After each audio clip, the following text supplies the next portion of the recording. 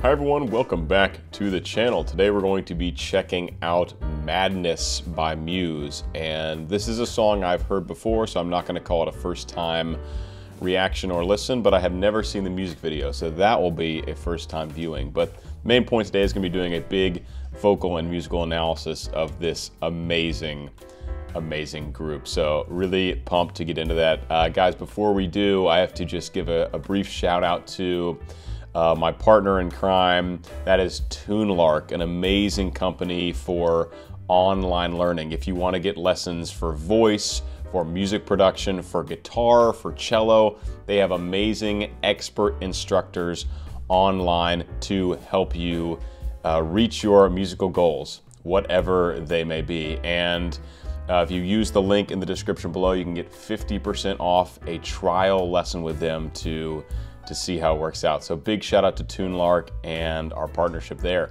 Guys, otherwise, please do like this video. Please subscribe to my channel if you haven't. Leave a comment for the algorithm, hit the bell. And if at the end of this video I've enhanced your learning experience, your Muse experience, please do consider joining my Patreon for as little as $1 a month. That is a great way to support me in this channel. Another way that I haven't mentioned before is hitting the join button that will be below in the description, right next to my profile. That's a great way to join my channel as a member. And without further ado, let's get into Muse Madness.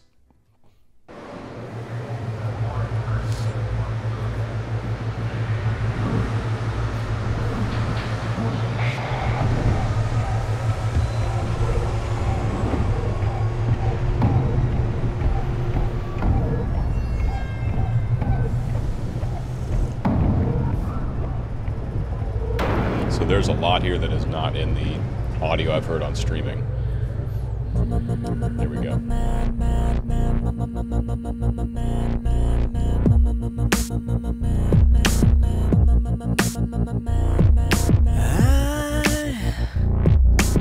I can't get these memories out of my mind, and some kind of madness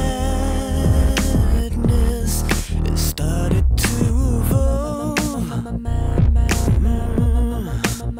Oh man, what just absolutely so iconic. That mad is just like so memorable. It just sticks in your ear. Let's go back to the beginning and talk about these voices here.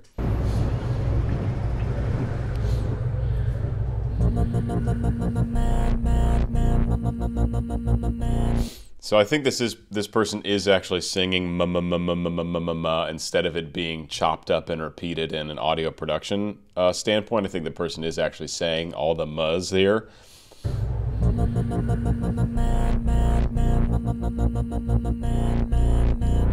There's like there's a kind of robotic element to it, but not so robotic that it sounds chopped and put together. I think it's just a really clean, intentionally robotic delivery of this syllable. M.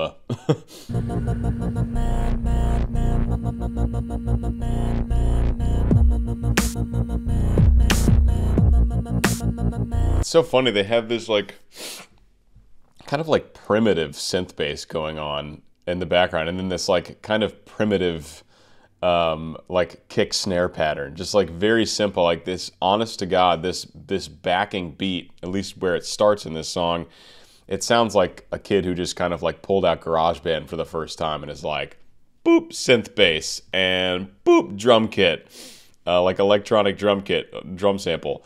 It's really interesting that it just starts in such a simplistic way. There's just like very basic drums, very basic bass, and then one voice. So there's just not much happening at the start of this song. It's so iconic.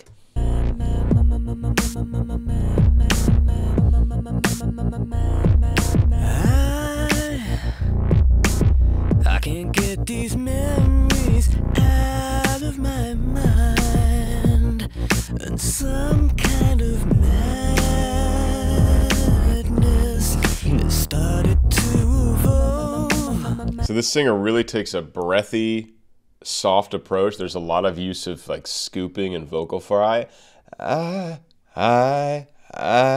demonstrate an octave lower, especially because it's the morning here.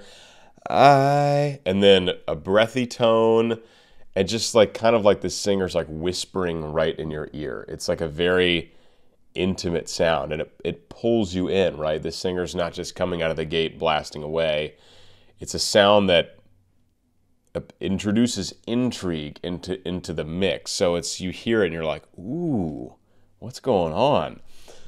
Just a really, really appropriate vocal approach for how this song is kind of forming.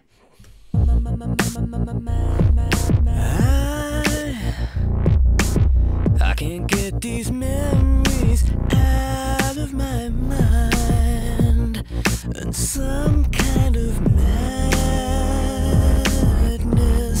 has started to evolve. He also, on the longer sustained pitches, will allow a little bit of vibrato to come into the sound. Nothing crazy, but just a little bit of movement, a little bit of spin, what we call in the opera world, a little bit of spin in the opera voice. Just kind of allowing that natural vibrato to come in.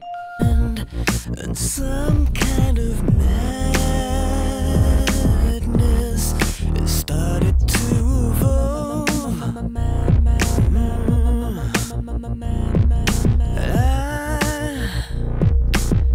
I tried so hard to let you go, but some kind of madness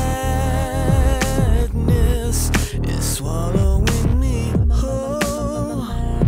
Yeah. We got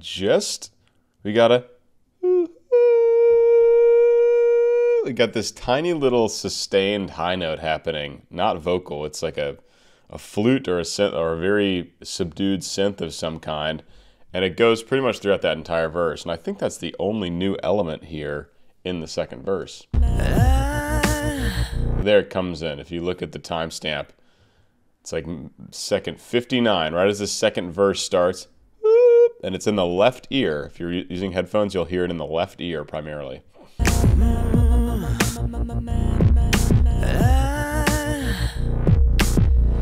It's like shimmering. So hard to let you go, but some kind of madness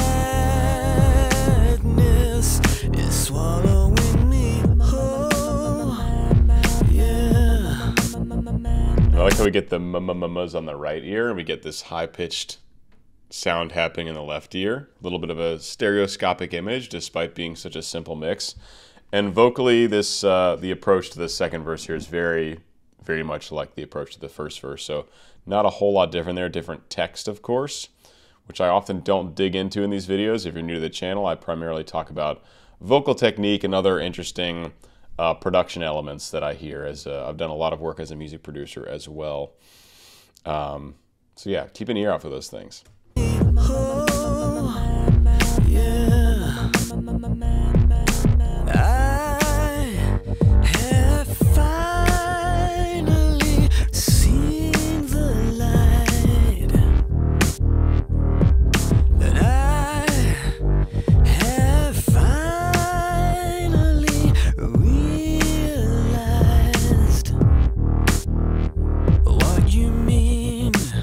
So really the only difference going into this kind of chorus moment is the kind of rhythms and kind of the rhythmic structure of the bass changes a lot, and it kind of changes the whole vibe of the song. And it's a pretty quick shift. You can hear it. It goes from what it's doing the first couple of verses, and it shifts. And the rest stays pretty much the same. There's a little bit of harmony shift as well, but the main change I heard, the main element change, was what the bass line is doing, the synth bass. Whoa, whoa, whoa, whoa, whoa. Here we go. 1, 2, 3, 4.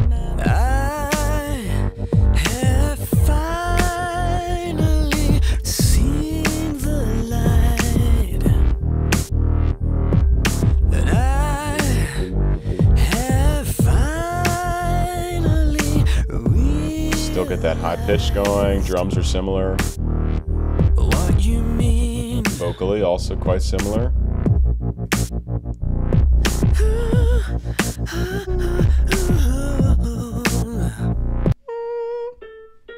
B flat there and really light falsetto from our lead singer here. And I just love how raw this is.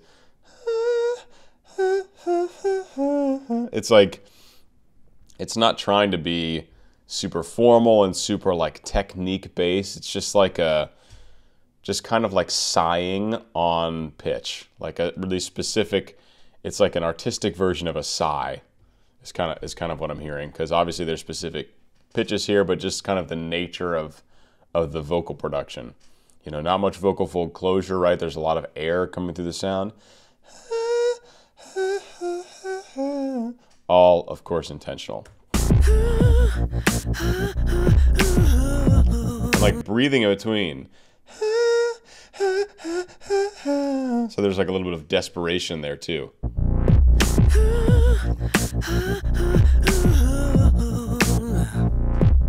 And now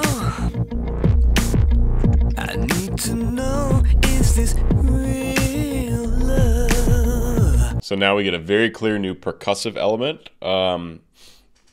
It's a string. It sounds like a stringed instrument of some kind, but it's being used in a very percussive way. Which goes right along with that mad same rhythm there. But that's the main element. Otherwise, the song is pretty much identical to the first. This is also a strophic song. Most pop or rock songs are, where you'll have a repeat of the music with a change in the text. Except strophic, there probably wouldn't be a chorus. For strophic, it would really just be verse, verse, verse, verse. If you think like a Desolation Row by Bob Dylan, it's like 10 minutes and it's just strophic. Same music, same harmony, same everything, just changing the text. Very hard to memorize. So this actually isn't strophic, but my point was all the musical elements are the same as the first two verses, aside from this new plucked percussive instrument, of course, changing of the text. And now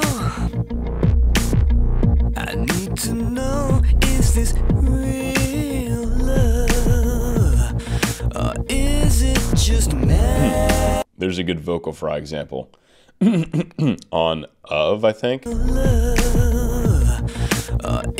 or just like a very blatant vocal fry on the word of. Yeah, so vocal fry is when you get below your natural chest voice. You can develop your vocal fry into what's called a chest fry, which is, if you guys are in the acapella community or bass world, that's what I'm known for. If you slide your voice down from your chest voice and go, then you get down into what's called a chest fry, if you have a really supported, strong sound down there. If it's not, it'll just be crackly, like a vocal fry, like kind of like that. So this is what we get here. On the word or, we get very much just like a short, kind of, unsupported vocal fry, which is the natural way a voice vocal fries. It's some part gift, some part training to develop a strong chest fry, which would make absolutely no sense in this song if this singer just busted out like a super strong like chest fry note an octave lower. It wouldn't make any sense. So the raw vocal fry is actually quite perfect. Is this real love, or is it just madness? Okay, now we get a 3-part harmony on this madness. Lead singer in the middle, 2 more voices in the left and right ear as far as the panning. That's what it's called, panning for an audio engineer, is what it's called when you send a sound further out to the left or right ear. So we get a panning image here of a 3-voice harmony. Is it just madness keeping us afloat? There we get that mad on the right ear, and we get that plucked sound in the left ear, doing very similar rhythms. Not exactly the same, but similar. But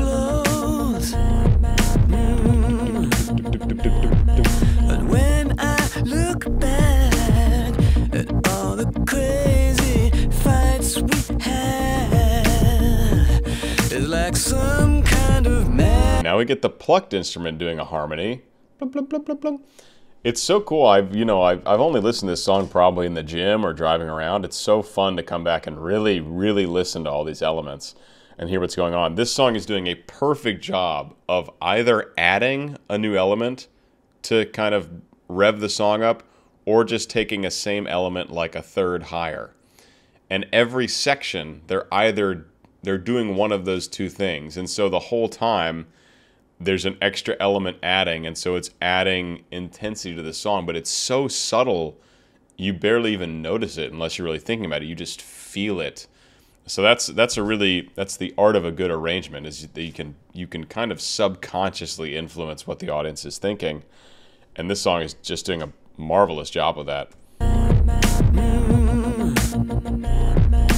when I look back at all the crazy fights we had, it's like some kind of madness.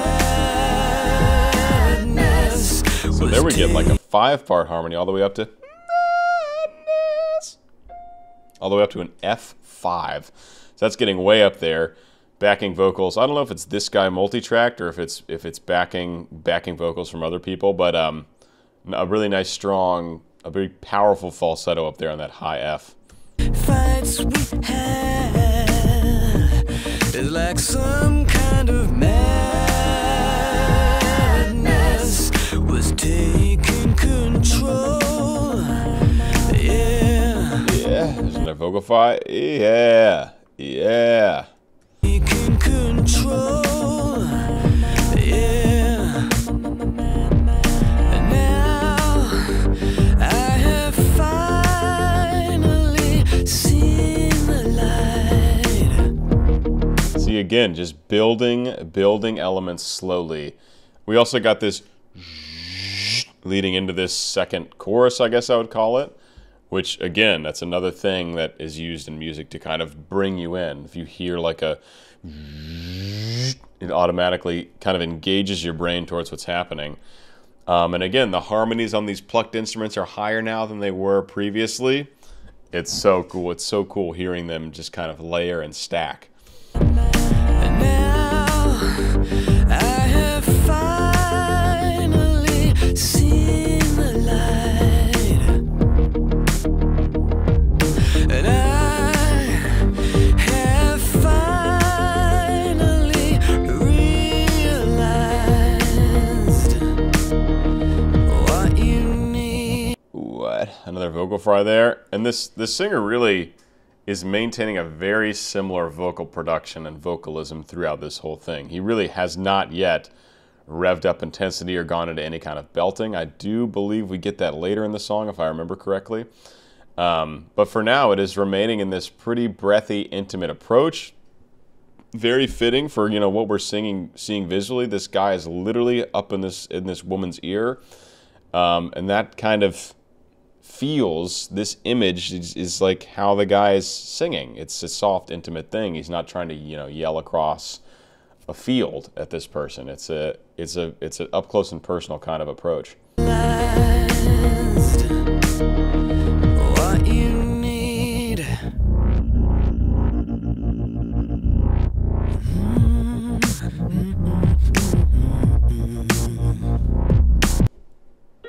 Down to a B flat 2 there. That feels really, this tenor is this singer's very much a tenor.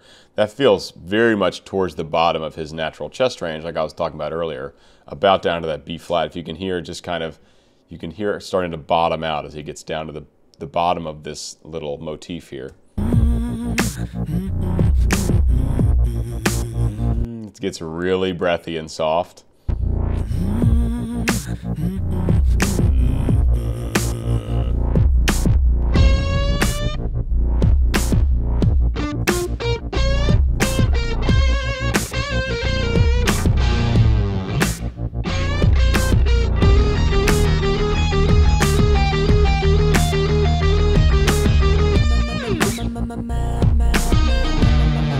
This is a great guitar solo. Now, I'm no guitar expert. I've been playing guitar for about a year now. And but I have a friend who I would love to get on here to analyze a guitar solo at some point. His name's George. He's a professional guitar player in Nashville. Absolutely phenomenal. But I have grown to appreciate guitar so much more over the last year. But what I'm amazed at in this section, and with this whole song is how little is happening outside of the guitar solo. I just never noticed how stripped down this song is and how impactful it is with such few instruments and few elements to it. Like, listen to what's happening behind the guitar solo. It is so minimal. It's wild.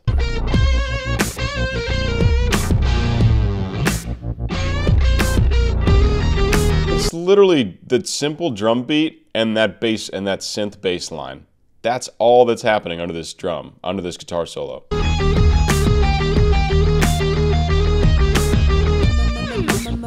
That, of course.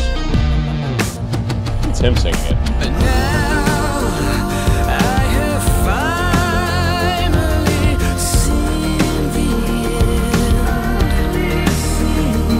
Alright, so now we get a lot of else. So we go from this guitar solo where almost nothing's happening to, you know, the drums rev up and get more intense. We get sustained vocal harmonies happening as well. And now the singer is putting a little bit more beef into that sound now. So it's a little less intimate. It's getting a little bit more towards the belt quality. The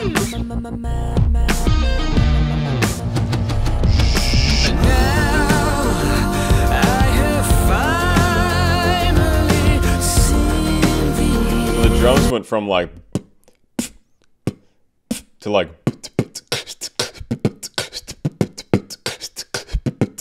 something like that, like a pretty radical shift in drum beat, and it really has added forward momentum to this section.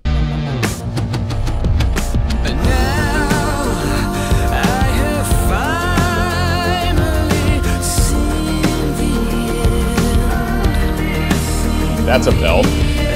I finally seen the end. So starting on a G4, a high G there. The lead vocal is actually still pretty intimate, but that belt that came in the left ear was a full chest belt, the kind of first one we've heard.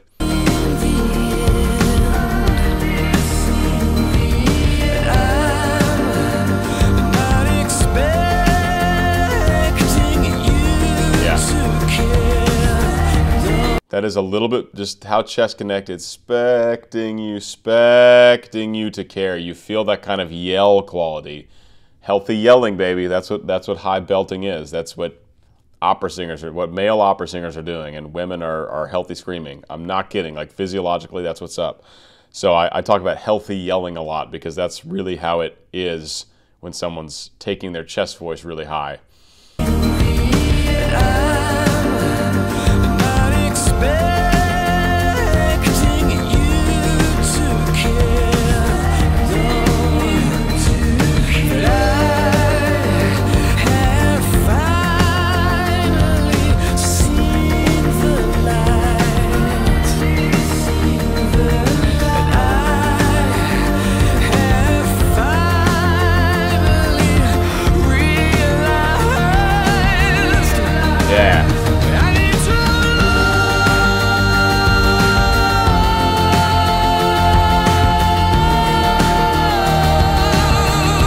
That's exactly, yes. So that is a full, healthy yelling, really high chest belt.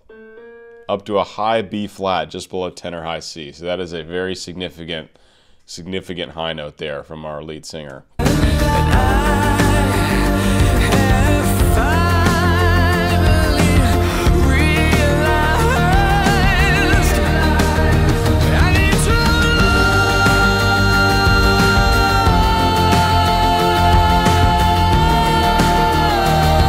You can actually hear that first note is in a higher place of resonance. It's got a little more head resonance in it, and then when he drops down, you kind of feel it open up a little bit. So this is very, very subtle to listen to, but when he hits that B flat, it's like really head placed. And then when he goes down, you can feel the placement kind of drop.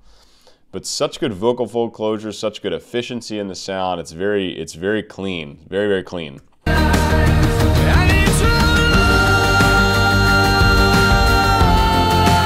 Hear that?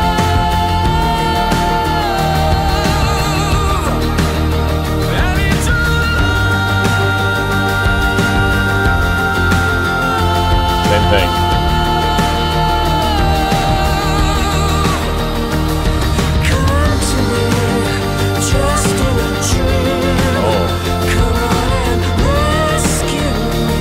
Cool, so now we get he's singing the same thing in 2 different octaves. So one is lower and like a soft chest voice, and the one above, of course, is in a high falsetto, exactly 1 octave higher, and both are happening at the same time.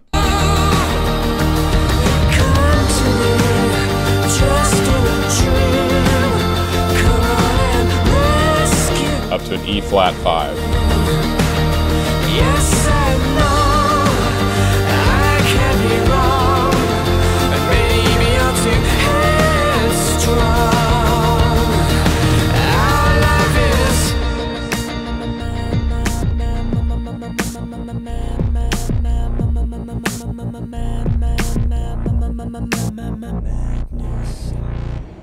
Oh, it's so good. And I love how we go from this huge final chorus section and just then they strip it all the way back to essentially right where we started the song. You know, we get this huge climax and then we get this kind of outro that is like right where we started. and maybe I'm too headstrong. Our life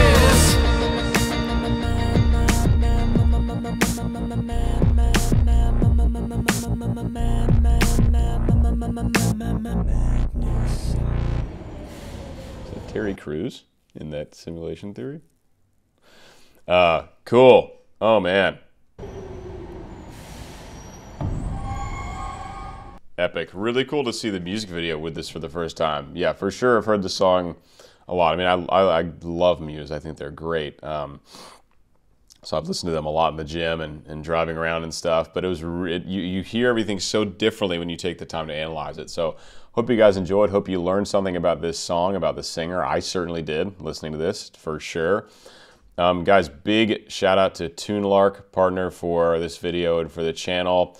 If you want to learn any instrument, anything about voice, anything with musical composition or music production, go head over to TuneLark and get 50% off your first trial lesson. Go check them out. They're amazing. Otherwise, guys, do please leave a like and comment on your way out. Subscribe if you got some enjoyment out of this. Hit the bell. And of course, if you learned a lot, if you feel like I enhanced your musical experience, consider joining my Patreon for as little as $1 a month. And I'll see you guys in the next one. Bye-bye.